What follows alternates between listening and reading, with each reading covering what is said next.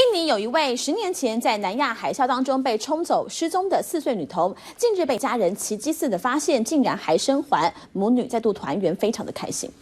Jadi siang malam kakak selalu berdoa, kalau memang anakku masih selamat, dipertemukanlah itu. Jadi sebulan sebelum apa berita ini, ayahnya itu selalu kontak. Asal pulang kerja dia selalu bilang, aku perasaan aku nggak enak. Anak itu masih ada katanya.